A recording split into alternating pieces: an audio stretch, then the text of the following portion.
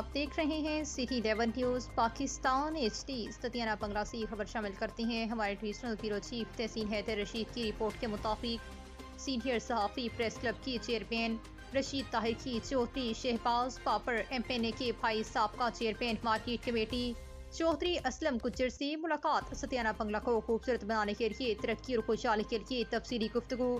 اس موقع پر چوہدری محمد اسلم گجر نے کہا کہ ستیانہ بنگلہ میں 2 کروڑ کی گرانٹ پر ترقیاتی کاموں، سولنگ نالیوں، دیگر ڈیولپمنٹ کے کاموں کے لیے اور 3 کروڑ بجلی کے لیے منظور۔ جلد ترقی کاموں کا آغاز ہوگا۔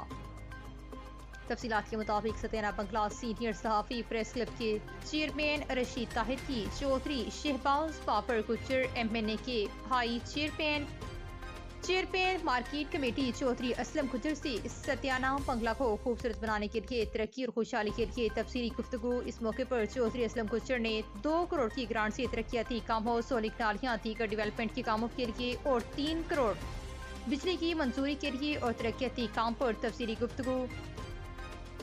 ستیانہ بنگلہ میں اکبر بستی، بسم اللہ ٹاؤن، ملک ٹاؤن، بھٹو بستی، جنجوئے بستی 39 کاف میں سولنگ نالیوں کے کاموں کے بارے سے آگاہ کیا گیا اور چیئرمین چوہدری محمد اسلم گجر نے یقین دہانی کرائی گئی کہ انشاءاللہ ستیانہ بنگلہ میں ترقیاتی کاموں پر خصوصی توجہ دی جائے گی۔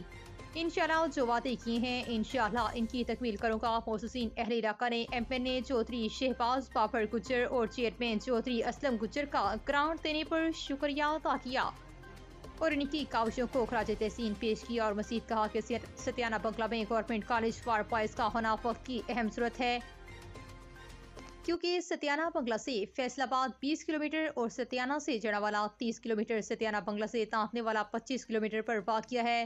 ستیانہ بنگلہ اور گردنوا کی عوام کا یہ مطالبہ ہے کہ گورنمنٹ کالج برائے بوائز کی منظوری کروائی جائے اور وقت کی اہم ضرورت ہے کہ غریب عوام کے لیے پرائیویٹ کالج میں پڑھانا بہت مشکل ہے۔